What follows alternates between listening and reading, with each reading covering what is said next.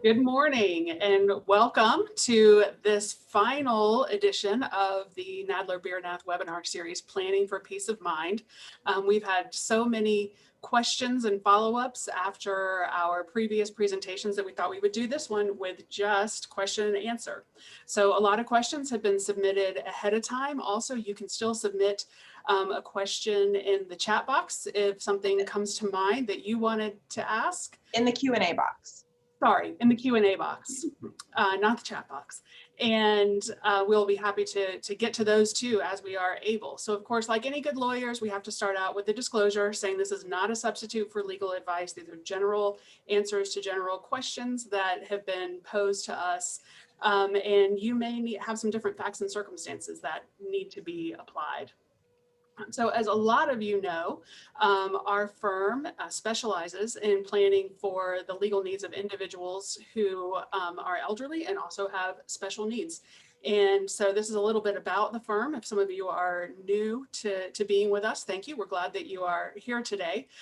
Presenting today, there's myself and two other attorneys that are in our office, Kim Martin and Laura Akins. And so, like I said, we have some questions that were submitted ahead of time. We've kind of divvied those up and grouped them into general categories and consolidated the questions. We had over 70 questions come in just ahead of time. So we had to kind of, like I said, consolidate those as well. So I'm going to turn it over to Laura for a minute, who's going to get us started. We're just going to kind of ping pong off of each other. And so I will start with the first question to Heather, which is, tell us a little bit about the scope of a disability estate planning practice. The question continues on to ask, are trust attorneys, and I think they just mean maybe special needs planning attorneys, required for non-disabled family members? Okay, great. So at the end of the day, I always kind of explain that we are an estate planning practice. And in fact, when I am, at a cocktail party or getting, asked, hey, what do you do? I say, I'm an elder and special needs attorney. And I even go on to say it's basically an estate planning practice, but we just drill down a little further and we focus on needs that are unique to seniors and individuals with disabilities. So a lot of times what this means is we work in conjunction with estate planning attorneys even. Estate planning attorneys might not be fully versed or feel comfortable advising on the benefits or how a special needs trust will work, but they absolutely will reach out to us and bring us in. So we really enjoy working with estate planning attorneys and working hand in hand there. All right, and then we got a couple of questions on just related to kind of COVID and stimulus payments. I think that's top of mind for a lot of people. So we'll kind of jump into that first. So Heather, one of the questions is how do people handle stimulus funds when it comes to resource counting for benefits? And then also how long, the question is how long does a person have before that person has to spend the stimulus check? This has been very top of mind for people, back earlier in the year, and then now again, more recently. A lot of people are really happy when money shows up, but for our clients, it can be a little fear-inducing because we all know that there's a resource limit or an income limit to being able to keep these benefits that are so important. So the way the stimulus checks have worked, when the money comes in, it is not income in the month of receipt. Instead, it is an asset. So with the asset for stimulus money, you have a year to spend that money. So for most people, probably, whether it was $600 or whatever the amount was that came in or ends up coming in here in the coming months, there will be 1 year from the date of receipt to spend that money. You can spend it down. If it is not spent down, you could put it into a first party special needs trust or into an ABLE account. But definitely something to keep in mind that you've got 1 year from that date to spend it. And another question just related to COVID is, have you encountered any new concerns since the pandemic started with families planning for their loved ones with special needs? So are there any kind of updated concerns or just things in general that people are wondering about related to COVID and planning? Yeah, a lot of the the concern has been just over getting access to loved ones who were living in a facility, not living at home or living somewhere that was quarantined or closed off. Hopefully we've gotten past a lot of that. And though there are a lot of limitations in place still, both families and facilities have gotten more comfortable and have protocols now in place. And I feel like, as opposed to very early on in the pandemic, when people just couldn't get to their loved ones, couldn't check on them to see if they were okay, couldn't communicate, especially, if someone's nonverbal, it's not as easy as picking up the phone or doing a FaceTime chat. But certainly technology has helped a lot with that. As far as maintaining communication has really been the concern. And now I think coming up, a concern is going to be getting vaccinated. Once we get our over 65 folks vaccinated, I think that a lot of our families are going to be experiencing some of the same frustrations as far as getting access to vaccines. But hopefully as the situation progresses with vaccines too, even that will clear up and be a better pathway soon. Yeah. Another thing I've noticed with folks is when we're doing, for some people, they're not able to sign an advance directive for healthcare, but you still want to have those thoughts or those conversations. And of course, a ventilator is now a very present of mind kind of treatment for people. And it's something that I think it's worth thinking a little bit more in detail about, is this end of life care. And what does that really look like for you, as far as just the different treatments that you might receive? And then also, what if you're not on end of life and you just need care, you just need treatment, maybe because you have COVID and they suggest a ventilator? So it's something to be thinking and talking about a little bit more, frankly, a little bit more with your doctors than with us, but even with us, and thinking about the medical side of your legal documents and how all that lines up. It's just something, it's a little bit more in our face these days. So it's something people are thinking about. Yes, ventilator definitely gets people's attention on that. So our next grouping of questions is going to be kind of some general information on estate planning and probate, and we are going to toss to Kim for this one. So the first question we have here, Kim, is how does a trust differ from a will or a power of attorney? There are lots of ways that they're different. For one thing, wills don't really exist until you're dead. So whatever provisions your will makes for the disposition of your assets, you can't really, even if you create a trust within your will, it doesn't exist till you're gone. So you can't really do anything with a will as a planning vehicle until after you're gone. And if you do have a will, it has to go through probate, which makes it public. It becomes part of the public record. Unlike a trust, which is always private. A trust exists potentially when you sign it, which means you've got this basket that you can create while you're alive, and you can put things in it while you're living. You can direct things there after your death. You can name it as the beneficiary of things like an IRA or life insurance. So a trust tends to be a more flexible instrument. It also tends to be potentially more complicated. So some people love that about trusts. Some people hate that about trusts, but it's definitely a big difference. The power of attorney is something that gives your agent the ability to act on your behalf while you're alive. So death terminates a power of attorney. But if you're using a trust while you're living, and usually that would be something like a revocable living trust that you convey your assets to during life, then if you become incapacitated, your successor trustee can just kind of put on the trustee hat and keep on managing your assets. And it tends to be much easier for your successor trustee to act than it is for your agent to act under a power of attorney, because banks don't like them. Now, you mentioned that word there, revocable, Kim. Explain a little bit about that, a revocable trust, irrevocable trust. Well, I mean, the big obvious difference is that you can revoke a revocable trust, hence the name, which means if you create a revocable trust, then you can change your mind later. If you've put money into the trust, you can take it back out again. There's no consequence to doing it. Because you can sort of put things in and out of a revocable trust at will, and you could even just make the whole thing disappear by revoking it.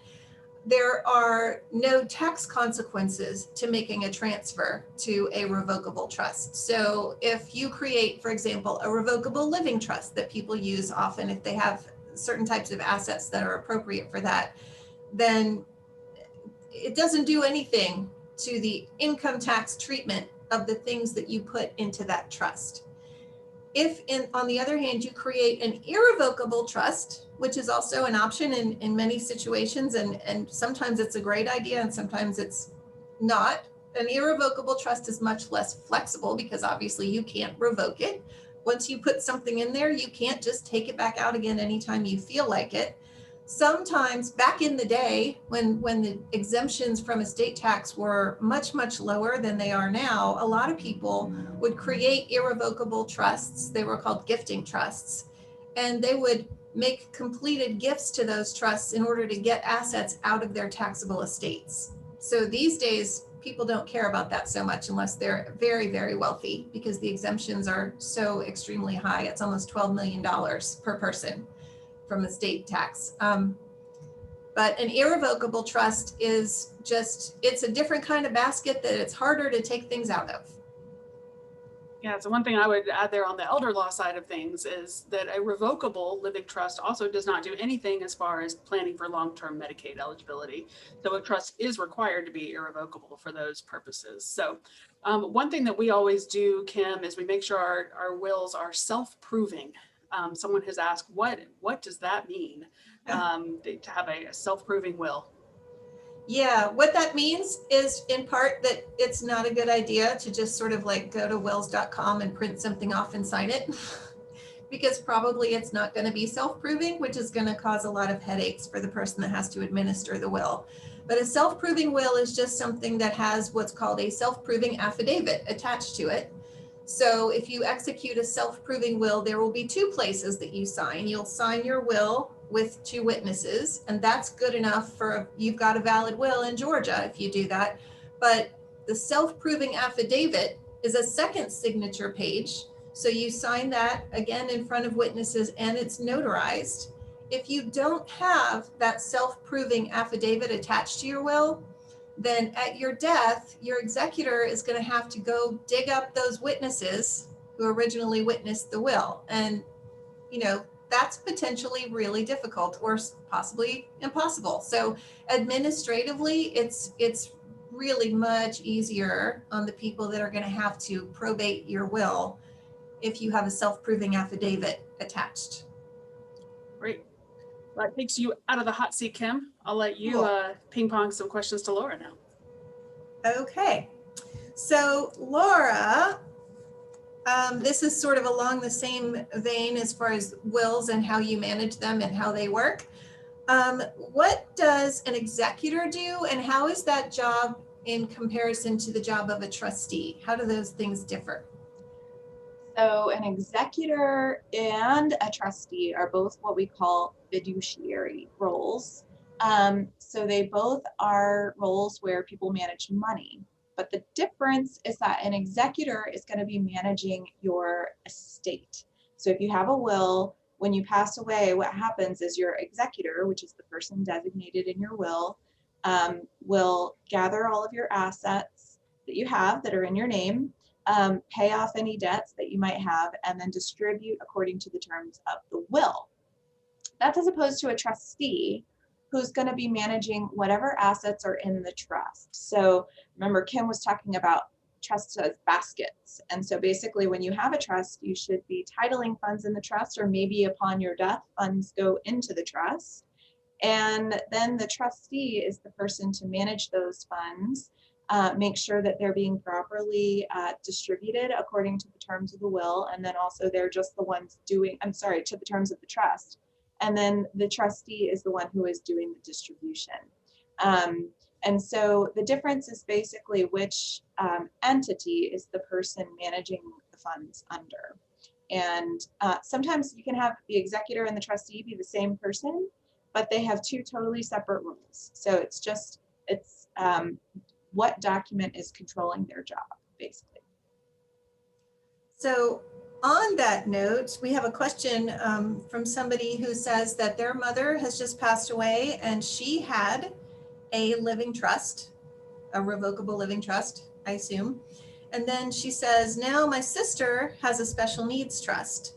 How do you fund the special needs trust? So in general, a trust document is when you sign your trust, you're signing a piece of paper, and that's the trust agreement. To fund the trust, you are moving assets into the trust bank account.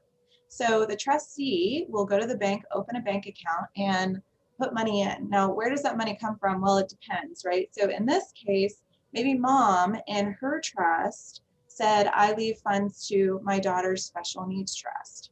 And so she said, let's say she said, I leave $10,000 to my daughter's special needs trust.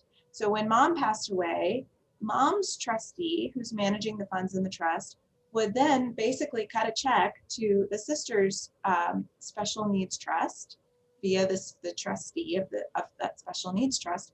And that trustee would go to the bank and open a bank account. That's one way to fund a special needs trust.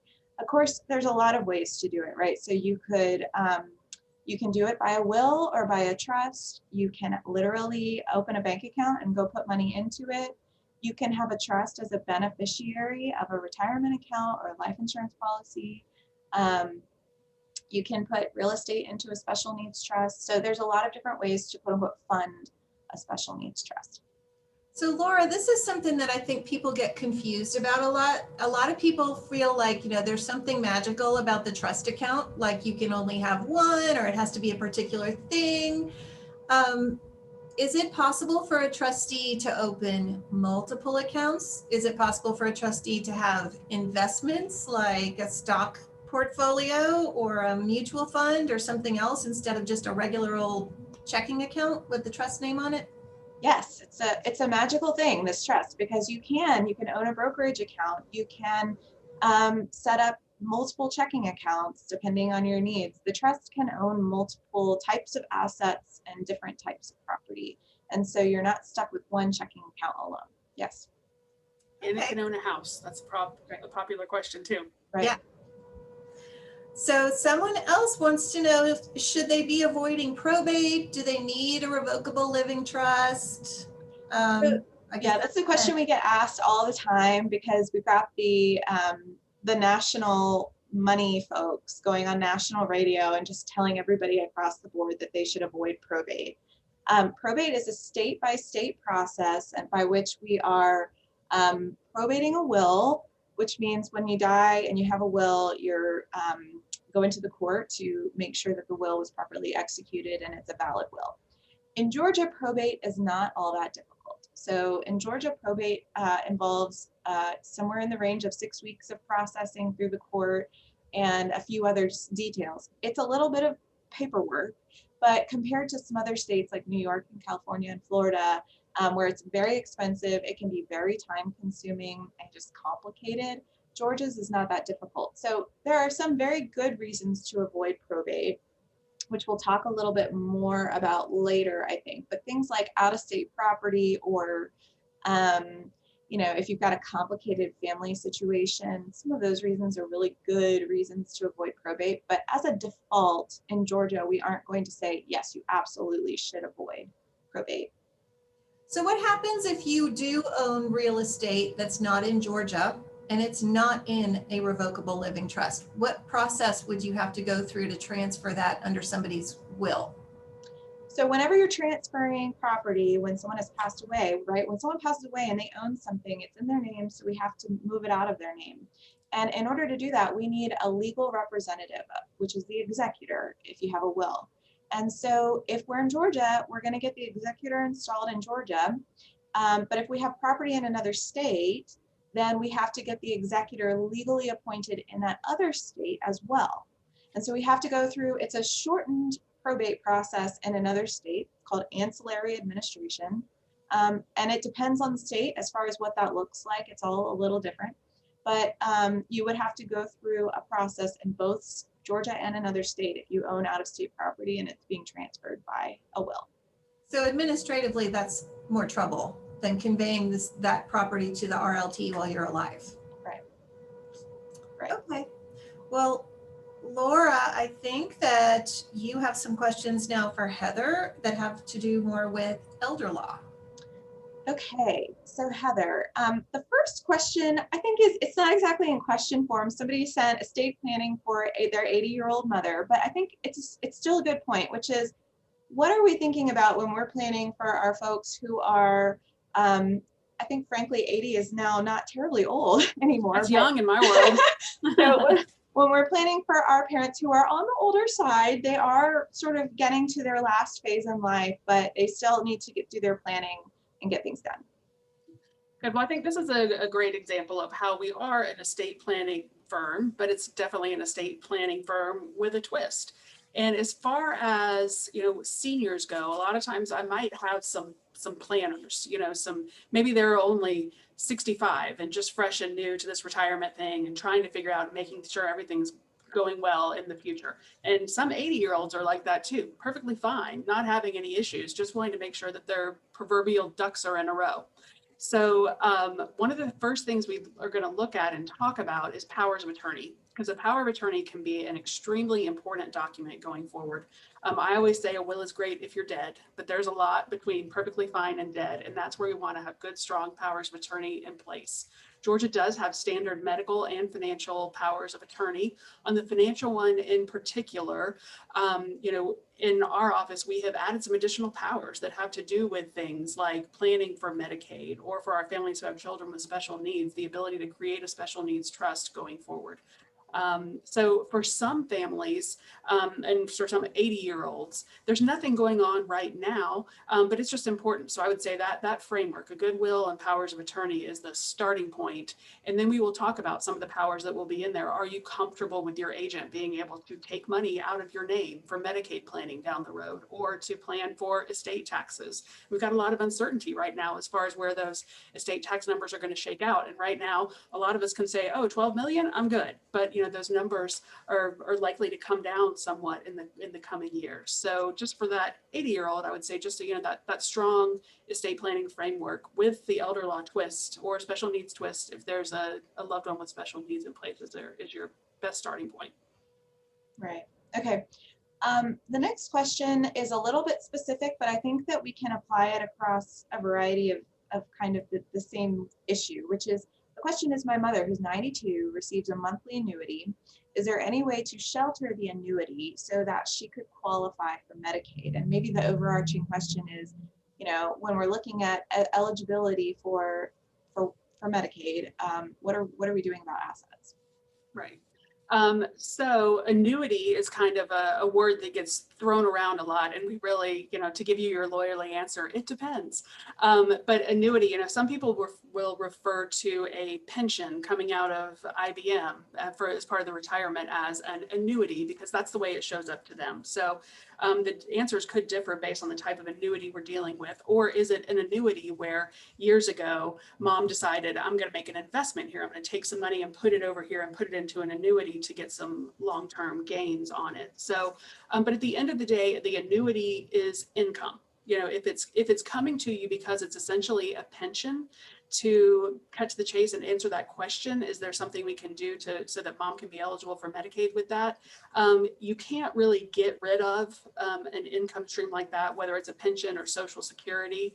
But a lot of people don't realize, in particular, when we're dealing with nursing home Medicaid cases, the income limit is really high, like about $8,500. It's whatever the cost of the nursing home would be, is where it can still make sense to do some planning there. So really, for a lot of folks, even though you think the income looks high, and it might be higher than you've dealt with for like your children with special needs who are on SSI, we really have a lot more wiggle room when it comes to income for nursing home Medicaid planning. Then also the other thing is an annuity. If an annuity is a qualified annuity, meaning that it was established with retirement funds, maybe an IRA that was rolled out or a 401k that was rolled out into the form of an annuity, those are still qualified funds. And when it comes to planning for Medicaid eligibility in Georgia, retirement accounts are exempt in the first place. So we would need to count the required minimum distributions coming out of that. But the annuity itself, the principal of that retirement account annuity, is going to be an exempt asset. So one last note on annuities, if it's not a qualified annuity, it can be set up in a way so that it's exempt for Medicaid, for nursing home Medicaid, but the state has to be named as the remainder beneficiary behind a spouse.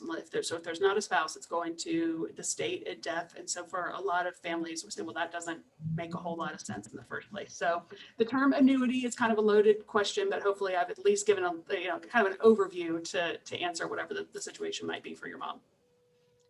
Yeah, and also just an example of how complex this stuff can be and why it's not to toot our own horn, but why it's worth speaking to some elder law attorney, because it can get into the weeds with all this. It's a little specific, yes. All right, the last sort of elder law topic is something everybody always asks about, which is the question is 2 words, which is Medicaid payback. I think folks just really want to know, what is a Medicaid payback? Am I going to have to deal with that? Tell us the deal. So the Medicaid payback in Georgia is known as the Estate Recovery Program, which basically is Medicaid saying, all right, we will let you be eligible for long-term care benefits. And when you pass away, though, we have the right to be reimbursed if you have any funds in your estate. In particular, if you have funds that are over $25,000. So if I have been on Medicaid and Medicaid has paid $100,000 for my care during my lifetime, but when I pass away, all I have to my name is a checking account with $1,000 in it. Well, sorry, Medicaid, you're out of luck. You're not even going to get that $1,000 as a repayment. But one of the things that Medicaid payback, the Estate Recovery Program, most often applies to is the house. Because in order to be eligible for nursing home Medicaid benefits as a senior, you can still own a house. Medicaid's thought process on that is, well, if Heather gets better, she needs a place to go, so we better let her keep her house. So then when I pass away, if I still own that house, then yes, that house is going to be subject to an estate recovery lien. Now, there are some deferrals. If my spouse is still alive, Medicaid cannot claim the lien as long as my spouse is still living. If I have a child with a disability that's in that property, same thing is going to apply. So there are some deferrals that can take place, but otherwise, if Medicaid is paid for your care, they're going to be entitled to a reimbursement. And that is something that we seek to plan around or avoid on the front end. If wife is going into the nursing home, we're going to take the house out of her name and put it over in husband's name so that she doesn't own it when she passes away. So things like that. There's always a discussion and things we can do to mitigate it, but Medicaid does have that right. And you agree to that right when you accept the Medicaid benefits. So I think that does it for me, right, Laura? Yep, that's it. I can put you in the hot seat now. Okay. So Laura now is going to touch on some probate questions. And the first one is, my mom and 1 brother want to name me the administrator of my dad's estate. Now what do I do? So the question there, I think, is really asking if you have a family member who wants to appoint you as an executor, what's the steps? And the answer is they should do some estate planning. If that person has already passed away and you need to take some steps because of that, because they've passed away, then it would be, my biased answer would be to schedule a consultation with a lawyer to discuss the next steps. You can also visit the probate court website for the county where someone passed away, and there's usually pretty good information on kind of next steps in that process. Okay, if I were married, would heirs, such as my siblings, need to be informed by notice that my estate is being probated? So the answer is, when we probate a will, we do have to notify a person's heirs. Very different from the beneficiaries, right? The beneficiaries under a will are one thing. A person's heirs are a different thing. The heirs have to be notified as part of the probate process. But a person's heirs it's going to depend on their circumstances as to what they are.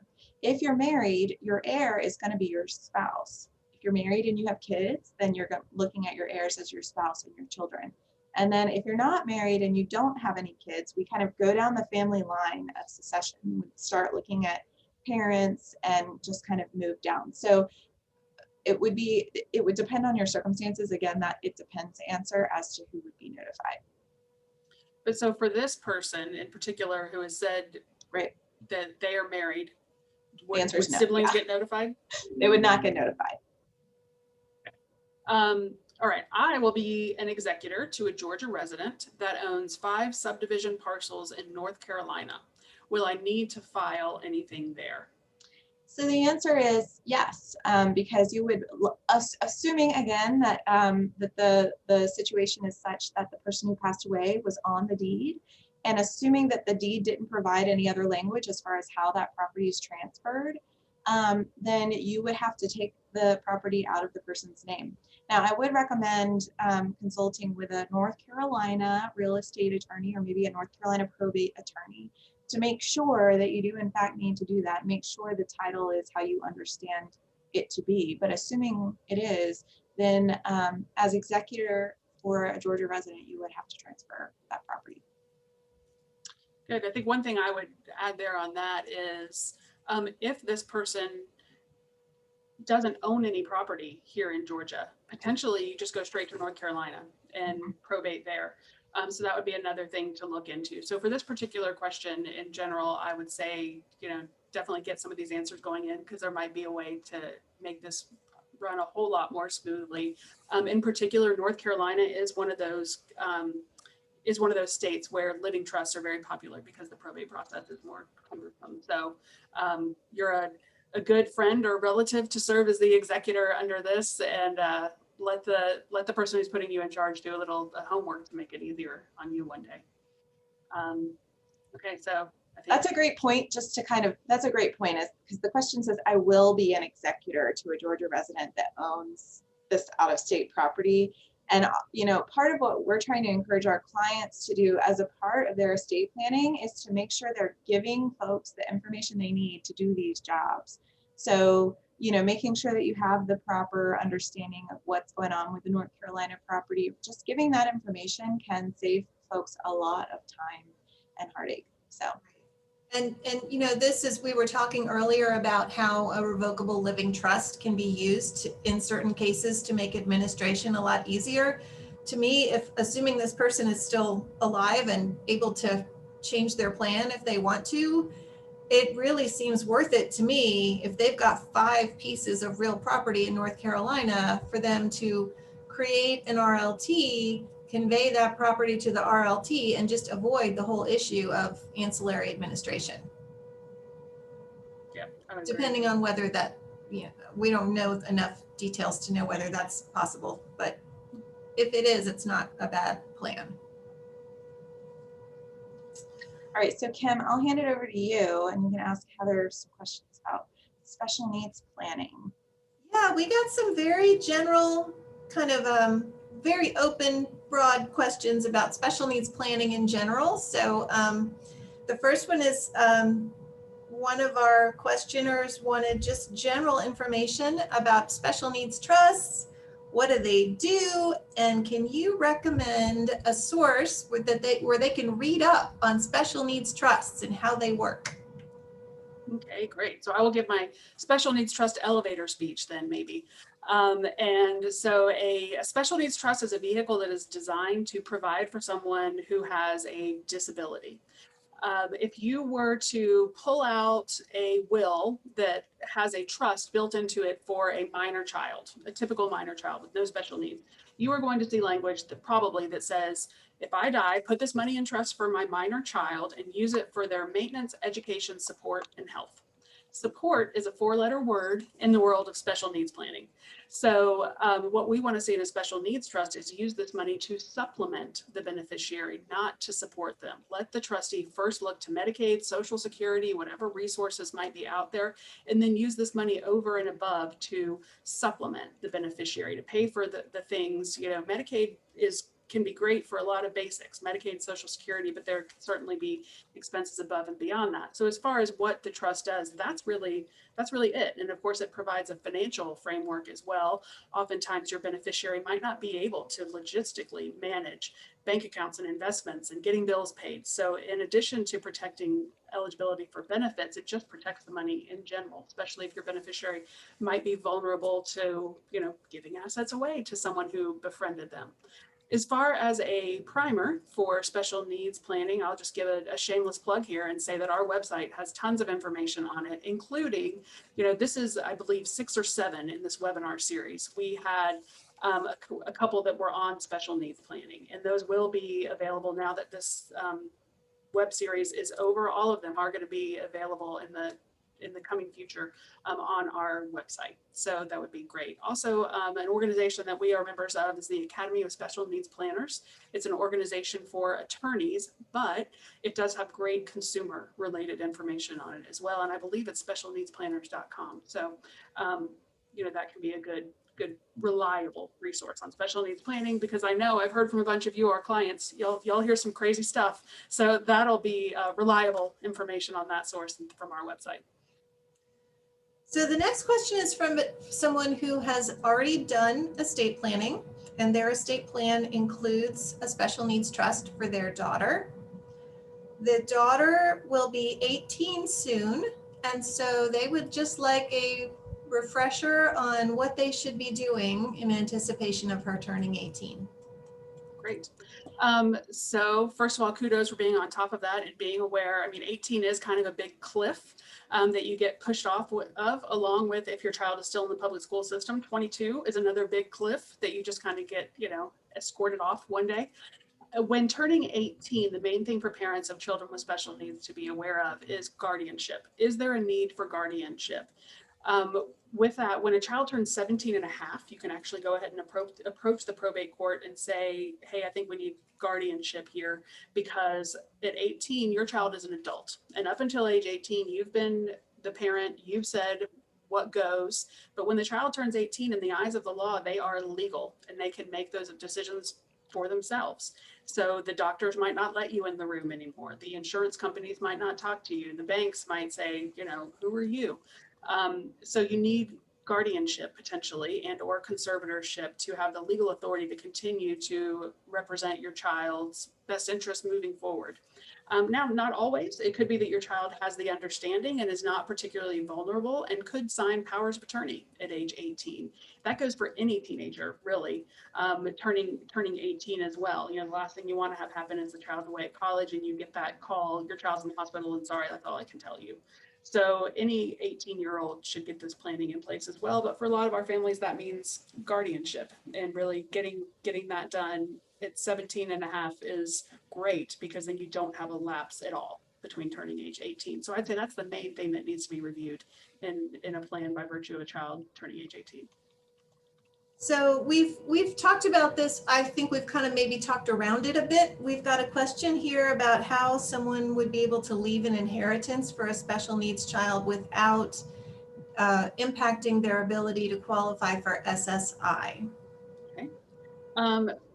Thankfully, I'm seeing a lot less and less of this these days, but when I first started practicing in this, when special needs trusts weren't as well known as they are right now, a lot of times the answer that I would hear from parents is, well, I'm just going to leave everything to child A because they will absolutely take care of child B.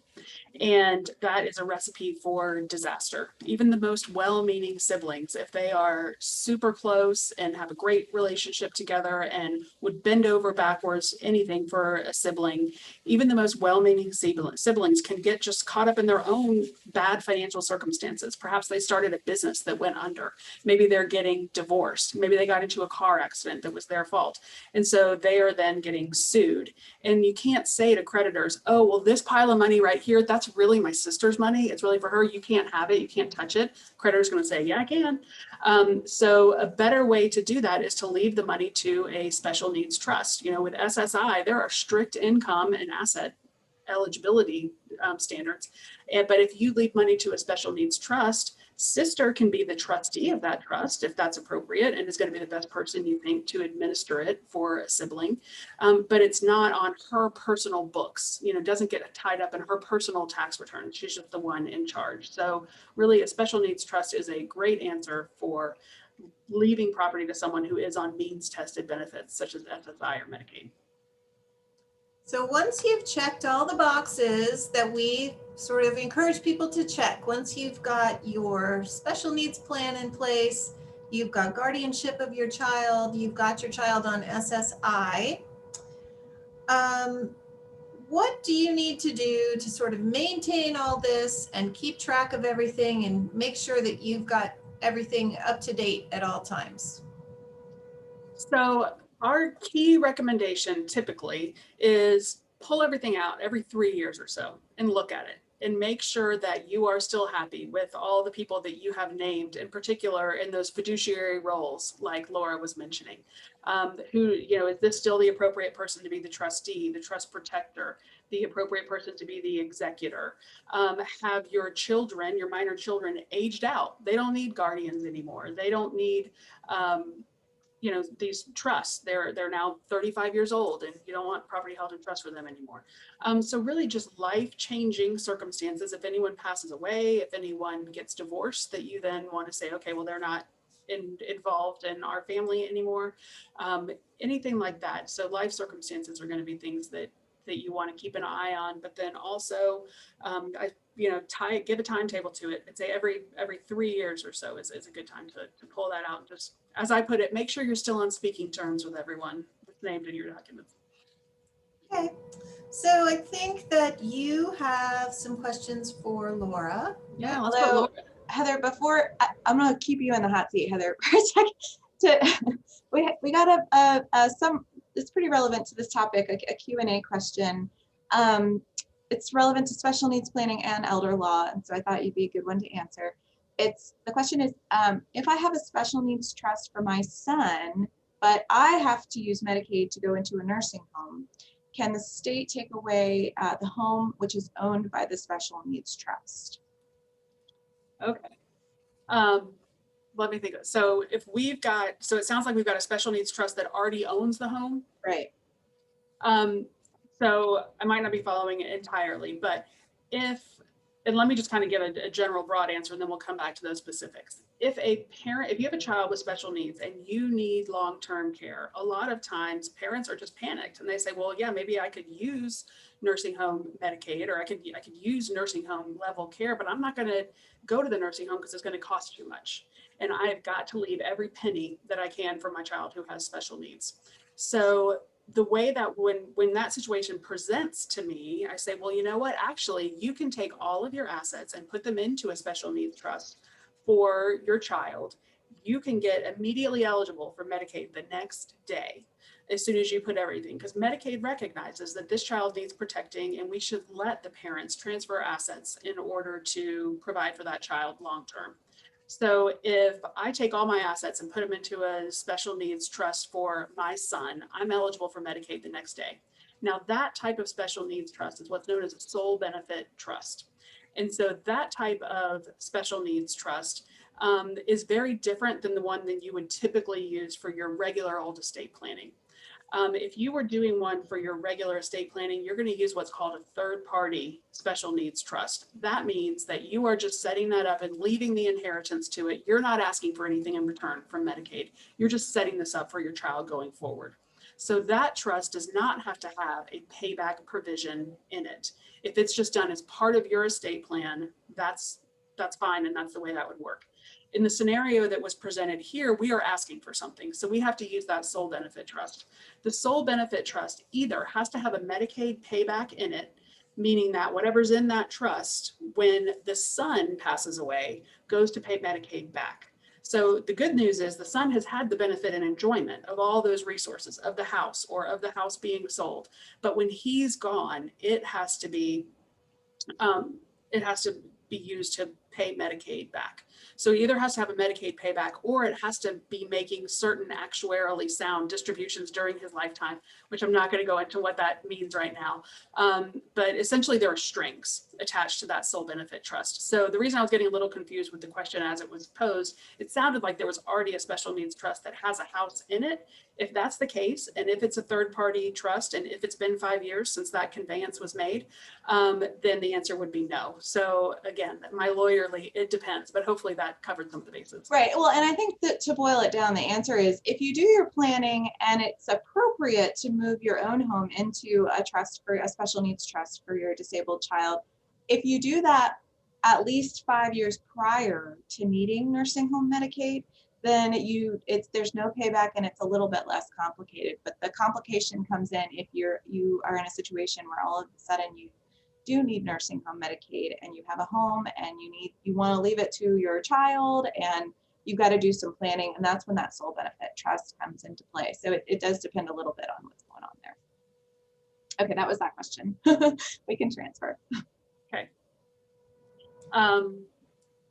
So one more that I see here, this person said, I would love some information on the specifics that you need in order to track once you have trust, guardianship, and SSI completed.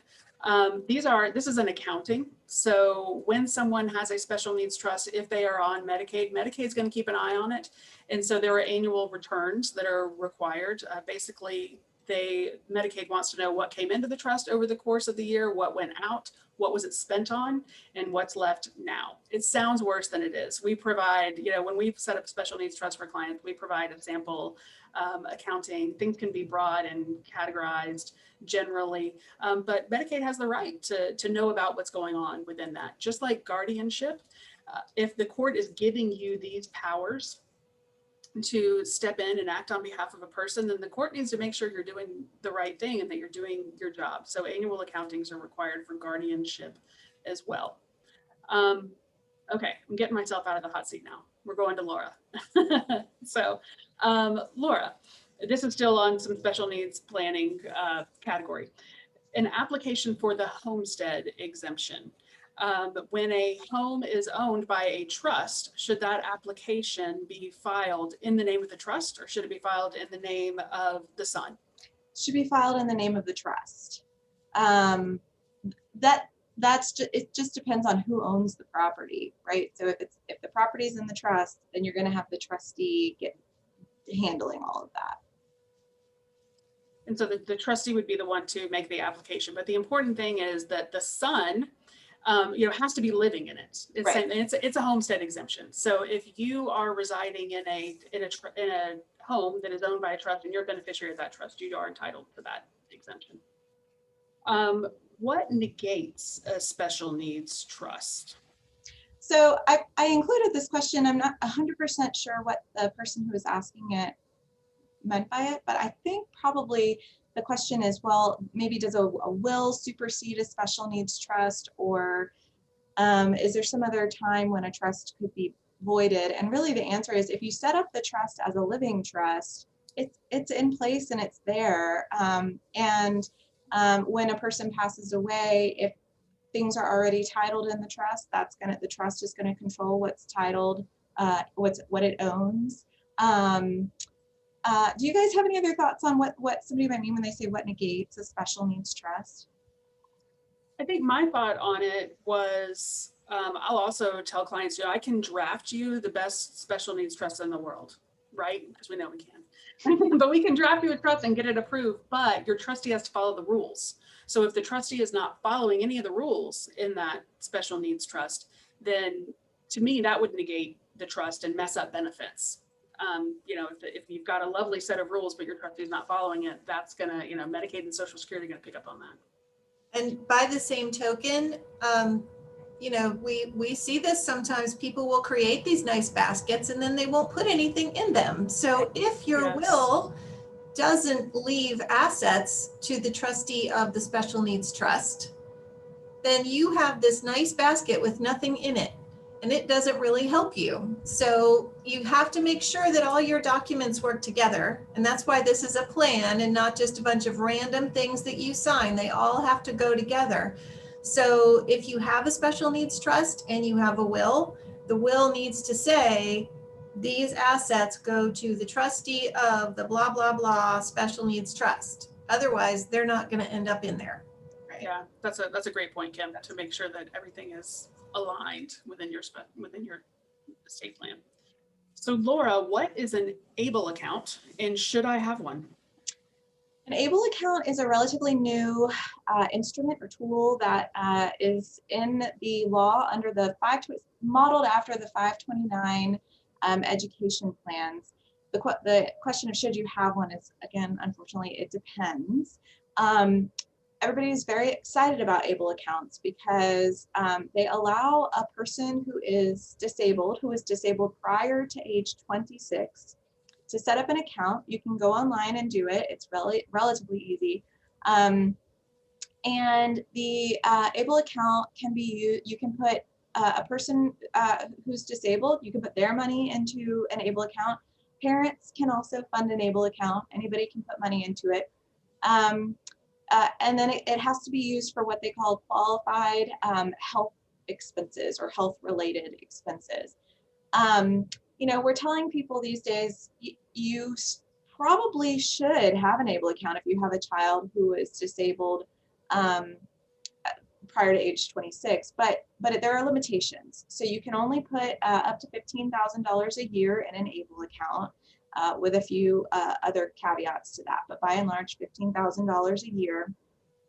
And again, it has to be used for health related expenses, which, you know, for different people looks very differently, but that's kind of, you have to be able to justify your expense a little bit, as opposed to a trust where you can spend money essentially for any purpose that is, that's for the benefit of the trust beneficiary. So an ABLE account can be a very useful tool. There's some very good things that we can do with ABLE accounts to maximize Social Security benefits. And it gives the person who's disabled some freedom to have essentially a checking account. They can use a debit card, and you can still monitor what's happening with that, the money in the ABLE account, but it's not going to replace a trust. And Laura, it's probably also worth it to point out that the ABLE account has a required Medicaid payback at the death of the child, unlike a third-party special needs trust. So you don't want to build up funds in an ABLE account. Use it as a savings account, because any money that's in the ABLE account upon your the beneficiary's death, the funds after the account was set up are going to be subject to a Medicaid payback, as opposed to a third-party trust. Okay, so how can SSI money be utilized, Laura? Can it be saved up, invested, used to purchase equipment, in particular wheelchairs? So Social Security has designated SSI funds as to be used for food and shelter primarily. So the idea is that this monthly income will go to food and shelter. So that's really what you should be using it on first, because if you're using other money to pay for food and shelter, then you could get a reduction in that SSI benefit. And we want to maximize how much money a person is receiving. But that said, if for some reason you're living in a world where food and shelter, you know, is covered and then some by your SSI payment, so if the food and shelter monthly expenses are less than a little under $800 a month, then you can use that money for other things. Certainly for wheelchairs or other things, it would need to be for the SSI beneficiary. You have to be careful about saving it, because if the beneficiary, remember, is receiving the SSI, it's income in the month of receipt, but then the next month it becomes an asset. And so if a person is receiving Medicaid, we don't want their asset limit to go over $2,000 a month. And if SSI payments are, if you're thinking, well, I'm just going to save it all because this is a great source of income, that can get a little dangerous, because it's it will become a countable asset. And yet, you want to add anything to that? Okay, so No, I was just going to say, you can hand off now. Okay, so I will now switch over and ask him a couple of questions. And so a couple of people now have asked about this one, Kim, which is, what are the legal considerations if you have two special needs adults who both have guardians? And maybe you can talk about folks who have guardians versus two special needs adults who are not under guardianship and they want to get married. Yeah, that's a huge subject, and lots of things happen if people get married. So particularly with regard to the issue of guardianship, if you are under guardianship in Georgia, that removes a number of rights that an adult who has capacity would have. And one of the rights that's almost always removed is the right to get married. So if you've got two adults who are already under guardianship, it's possible for them to marry, but in order to get permission to do that, you'd have to file a petition with the probate court where the guardianship resides, and you'd have to get permission specifically for those people to marry. So it's possible to do it. It may or may not be a great plan to do it, even if you do get permission from a court, because assuming that you are, receiving benefits, which presumably you are if you're under guardianship, um, the rules that govern benefits apply differently to people who are married. And they apply in a way that's almost always disadvantageous compared to being two single independent people who are not married to each other. So, for example, if you're a single person and you're on SSI, which is a means tested benefit, then your means test, your resource test is $2,000. You can't have more than $2,000 in non-exempt resources in order to qualify for SSI. If you are a married couple, that changes your resource test. So instead of each of you having the ability to have up to $2,000 in non-exempt resources, you're now viewed as a unit, and that unit is not allowed to have more than a total of $3,000 in non-exempt resources. So it decreases the amount of resources that you can safely have before you disqualify yourself from getting means tested benefits like SSI or Medicaid or food stamps, the SNAP program, or Section 8 housing, or any other means tested benefit that you might be on. Also, if you're a single person and you're on SSI, then the maximum amount you can get in 2021 is $794 a month. If you are a married couple and each of you qualify for SSI, you get a combined total maximum that's less than twice that. So it's your total SSI benefits that you get every month would be reduced. And to me, this is the biggest long-term issue that people don't necessarily think about if they have two special needs adults who want to marry. And that is, if you are a single adult and you're on SSI, and you have a disability that was in place before age 22, then when you have a parent either die, retire, and begin to draw Social Security, or become disabled, then you go from SSI to SSDI based on that parent's work record. And typically that's going to be a lot more money. So you're going to get about half of whatever it is that your parent gets in Social Security. So if mom or dad retires and they start to draw and they're getting $3,000 a month in Social Security, then their special needs child goes from SSI, which is $794 a month this year, to SSDI, which is going to be about $1,500 a month based on that parent's work record. If you're married, you don't get to do that. You can no longer get SSDI based on a parent's work record if you're married. So those are the big consequences to getting married, either whether you're under guardianship or not.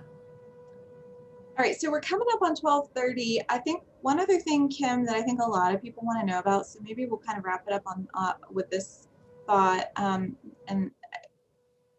I don't know, well, let's see how it goes. But Kim, something people are asking a lot about is the Secure Act, and how the Secure Act, which was relatively recent legislation, how that affects IRA beneficiaries. Something I think maybe you can just expound a little bit, Kim, on what does it look like to have a disabled beneficiary versus an individual, and then also a trust.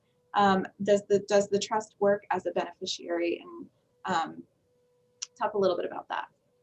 Okay. So yeah, this is a huge issue these days. This is something that I'm sending people back to their financial planners to like reevaluate all their beneficiary designations because of the Secure Act. So before the Secure Act, the deal was if you inherited an IRA, then you could very likely roll that IRA over and use your personal actuarial life expectancy to determine how much of a distribution you had to take, to determine your required minimum distribution amount. So if I inherit an IRA, let's say from a parent, obviously I'm significantly younger than my parents, so my actuarial life expectancy is longer, which means I get to stretch the IRA over my actuarial life expectancy. So the required minimum distribution that I have to take every year and have to therefore pay income tax on every year, assuming we're talking about a traditional IRA, is a smaller amount. So that's the old deal. The Secure Act was passed at the end of 1999. It became law at the beginning of 2020. So anybody who inherits an IRA starting January 1st, 2020 and going forward has these new rules. So unless you meet one of 5 exceptions to the rule, your new rule is when you inherit an IRA, assuming that you're not a minor, you have 10 years to take out everything. So you have to take out all the money in the IRA, and you therefore have to pay income taxes on all that money, and you've got a 10-year period to do it. So the 5 exceptions are what we really care about. Specifically, there's one exception for a surviving spouse, and that's the surviving spouse just gets the same deal that they always got under the old rules, which is they can put the IRA into their own name, they can use their own life expectancy, and they can stretch the IRA for over their actuarial life expectancy. That may or may not be something that we care about that much if the surviving spouse is fairly close in age to the deceased spouse. Here's the thing that we really, really care about with regard to the Secure Act is this other exception, which is if you inherit an IRA and you qualify as a disabled person, and as far as we know, that means either a disabled person or a trust for a disabled person, then you get to apply your actuarial life expectancy to that IRA distribution. So you also get to stretch the IRA out over your whole life expectancy. So all of a sudden, those of us with special needs kids who also have a third-party special needs trust have been handed this kind of bizarre and unexpected tax planning opportunity, because not only do we have suddenly this kid who can stretch the IRA out over his or her life expectancy instead of having to take it all out in 10 years, but very likely that kid is the person with the lowest taxable income in the family. It might even be nothing, depending on whether they have a job or what their circumstances are. So suddenly, naming your third-party special needs trust as the beneficiary of your IRA has become a really great tax planning idea for a lot of people, as opposed to naming your other kids who might have a 10-year period over which they have to take out that money. So it's this strange little tax planning opportunity that we have just been handed in this bizarre new world that we live in. Yes, yeah, there was a lot of disdain and unhappiness about the Secure Act, but I mean, from our perspective, at least as to our clients with kids with special needs, you're right, Kim. It's an opportunity.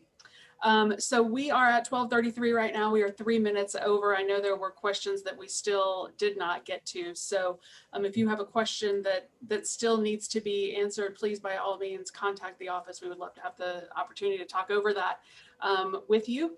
And also keeping in mind that all these webinars are going to be available on the website. So I think probably a lot of the questions that came up were, brought on by having seen some of those other webinars. So it could be, another view at that might answer the questions for you as well. And of course, that's there as an ongoing resource whenever you want to refer to it. So thank you so much for joining us today. We've really loved having the opportunity to do these webinars and feel like we're connecting to you when we miss seeing you and haven't been able to see so many of you during this time. So everybody, thank you again for joining us and stay safe.